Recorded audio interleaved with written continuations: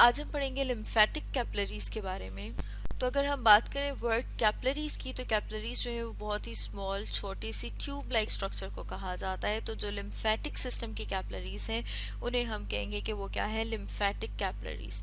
और lymphatic system कौन सा वाला सिस्टम है, जो हमारी बॉडी से जो इंटरस्टिशियल फ्लूइड है, जैसे कि यहाँ पर हम देख रहे हैं डायग्राम में कि यहाँ पर दिखाया हुआ है ब्लड वेसल्स हम देख रहे हैं कि जैसे यहाँ पर हम देख रहे हैं कि आर्टरी जो है जब वो डिवाइड करती है तो वो बनाती है ब्लड कैपिलरीज। अब इन कैपिलरीज से फ्लूइड सीप आउट करके लीक करके कहाँ पर आ जाता है, इन खाली जगहों में। जब इन खाली जगहों में आ जाएगा तो हम उसे क्या कहेंगे कि वो क्या है, वो अब इंटरस्टिशियल फ्लूइड है। अब वो फ्लूइड जब आता है इन वेसल्स में जो कि ग्रीन कलर में शो किए, इन्हें क्या कहा जाता है, इन्हें कहा जाता है लिम्फेटिक कैपिलरीज। जैसे कि यहाँ पर हम देख रहे हैं ये वाली जो शो की हुई ये लिम्फेटिक कैपिलरीज है। और वो जो फ्लूइड जिसकी हम बात कर रहे थे कि लीक करके आ जाता है इन खाली जगहों में, अब जब वो इस वेसल में एंटर हो जाएगा तो उसे क्या कहेंगे, लिम्फ। तो लिम्फ को जो ट्रांसपोर्ट कर रहा है सिस्टम, वो कहाँ से स्टार्ट होता है, वो स्टार्ट होता है ये जैसे कि यहाँ पर हम देख रहे हैं, हम कह रहे हैं कि बहुत छोटी सी होती हैं, ब्लाइंड एंडेड। मतलब ये कि जैसे हम यहाँ पर देख रहे हैं कहीं भी एंड हो रही है, ब्लाइंड एंडेड लिम्फेटिक कैपिलरीज में। अब इन कैपिलरीज की जब हम बात करते हैं तो हम देख रहे हैं कि ये कैपिलरीज कहाँ पर प्रेजेंट हैं, ये टिश्यू सेल्स में प्रेजेंट हैं। और इसके साथ साथ हम देख रहे हैं टिश्यू सेल्स के साथ साथ ये जो ब्लड वेसल्स हैं, ब्लड कैपिलरीज, उनके दरमियान में प्रेजेंट हैं। वीव का मतलब होता है बांधना, मतलब ये कि यहाँ पर ऐसे लग रहा है जैसे ये बंधी हुई हैं इनके साथ। जैसे हम देख रहे हैं कि कहाँ कहाँ प्रेजेंट हैं, in between the blood capillaries, और कहाँ पर ये जो लूज कनेक्टिव टिश्यू है हमारी बॉडी के वहाँ पर, ताकि वहाँ से ये जो लीक हुआ हुआ फ्लूइड है, ये जो लीक हुआ हुआ मटीरियल है, ये उसको दोबारा से कलेक्ट कर सकें इन वेसल्स में, इन कैपिलरीज में, जिन्हें कि हम लिम्फेटिक कैपिलरीज कह रहे हैं। अब अगर हम लिम्फेटिक कैपिलरीज को देखें कि कहाँ कहाँ पर मौजूद होती हैं, तो हम देखते हैं कि थ्रू आउट द बॉडी, हमारी पूरी बॉडी में प्रेजेंट है।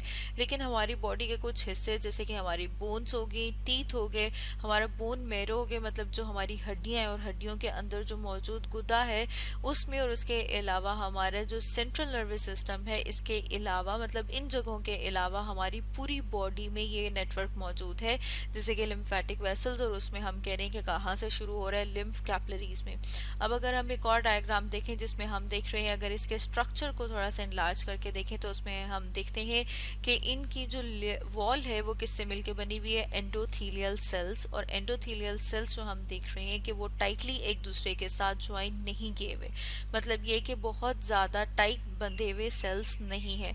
और इस वजह से क्या होता है कि क्योंकि हम देख रहे हैं कि ये टाइट नहीं बंधे हुए, लूजली अटैच है, और इनके लूजली अटैच होने की वजह से वहाँ पर जो ओपनिंग बन रही है, उन ओपनिंग की वजह से वहाँ पर क्या, जैसे यहाँ पर हम देख रहे हैं कि क्या बन रहा है, फ्लैप लाइक मिनी वॉल्व, एक वॉल्व की तरह का स्ट्रक्चर बन जाता है। इसके अलावा हम देख रहे हैं कि यहाँ पर थ्रेड लाइक स्ट्रक्चर नजर आ रहे हैं, धागे की तरह का स्ट्रक्चर निकला हुआ है। ये जो फिलामेंट है ये किसका है, collagen filament. Collagen filament anchor कर रहा है एंडोथीलियल सेल्स को। यहाँ पर जैसे हम बात कर रहे थे कि ये वाले जो सेल्स हैं ये कौन से सेल्स हैं, ये एंडोथीलियल सेल्स हैं। अब एंडोथीलियल सेल्स को ये एंकर करके रखता है, मतलब ये कि मजबूती से इन्हें पकड़ के रखता है इनके सराउंडिंग स्ट्रक्चर के साथ। अब इससे फ़ायदा क्या होगा, मतलब ये कि हम कह रहे हैं कि जो कोलेजन फाइबर प्रेजेंट है जिसकी वजह से इसने मजबूती से अपने आसपास वाले स्ट्रक्चर्स के साथ एक स्ट्रक्चर बनाया हुआ है, होल्ड किया हुआ है उसको। तो उसमें हम देख रहे हैं कि जब आसपास ये जो एरिया मौजूद है, यहाँ पर जैसे कि हम देख रहे हैं फिब्रोब्लास्ट मौजूद है लूज कनेक्टिव टिश्यू में, यहाँ पर ये जो स्पेस मौजूद है इसमें जो फ्लूइड मौजूद है जिसे इंटरस्टिशियल फ्लूइड कहा जाता है। जब ये इंटरस्टिशियल फ्लूइड की मिकदार ज़्यादा हो जाती है, मतलब ये कि जब इसका वॉल्यूम ज़्यादा हो जाता है, तो इसका वॉल्यूम के ज़्यादा होने की वजह से ये जो मिनी वॉल्व हैं ये ओपन हो जाएंगे।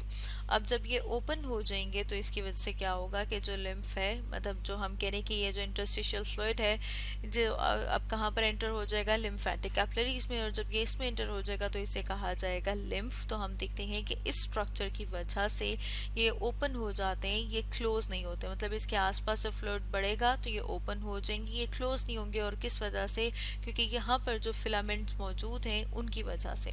अब फर्दर हम इन वॉल्व की बात करें तो जो हम देखते हैं कि जो लिम्फेटिक वेसल्स हैं उसमें जो लिम्फ फ्लो करता है वो सिर्फ एक डायरेक्शन में फ्लो करता है। जैसे कि यहाँ पर हम देख रहे हैं कि वो इस डायरेक्शन में फ्लो कर रहा है और वो फ्लो करता हुआ हार्ट तक जाएगा, मतलब एक ही डायरेक्शन टूवर्ड द हार्ट। ठीक है, इसके साथ साथ हम देखते हैं कि जैसे हम यहाँ देख रहे हैं जब वो यहाँ से फ्लो कर गया तो अब ये जो वॉल्व है ये बंद हो गया। गया। अब इस वॉल्व के बंद होने की वजह से ये वापस इस डायरेक्शन में मूव नहीं करता। जैसे यहाँ पर हम डायग्राम में देख रहे हैं कि ये सिर्फ इस डायरेक्शन में मूव कर रहा है, ये जो ग्रीन एरो शो किए हुए, और जब वॉल्व बंद हो जाएगा तो ये वापस उल्टी डायरेक्शन में मूव नहीं कर पाएगा। तो स्टूडेंट्स, आज हमने क्या डिस्कस किया? आज हमने डिस्कस किया लिम्फेटिक कैपिलरीज के बारे में।